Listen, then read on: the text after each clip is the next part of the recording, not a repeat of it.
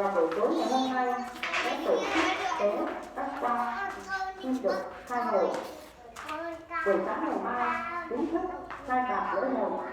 Vậy ban tổ chức xin thông báo và kính mời các đồng chí và nhân dân để tế hôm nay về đại đình để dự buổi tế khai hội.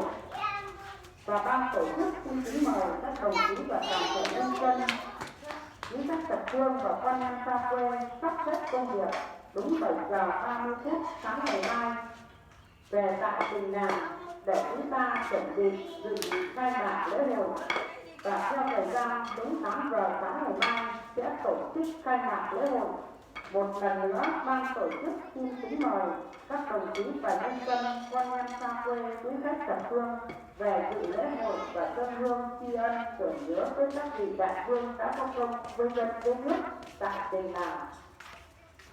Và ban tổ chức cũng đề nghị các đồng chí đảng viên, các ban ngành đoàn thể và các ông bà trong ban tổ chức lễ hội đúng 6 giờ 30 phút sáng ngày mai có mặt tại đình để chuẩn bị cho công tác tổ chức cũng như đón tiếp lãnh đạo xã, quý khách thập phương, quan nhân xa quê và bà con nhân dân ra dự khai mạc cũng như là ra dự lễ và dâng hương.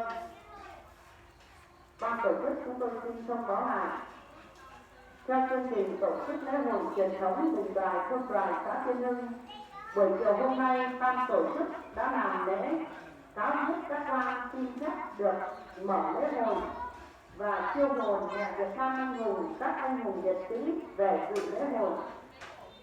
Và buổi tối ngày hôm nay sẽ tổ chức tế các quan xin khai hội.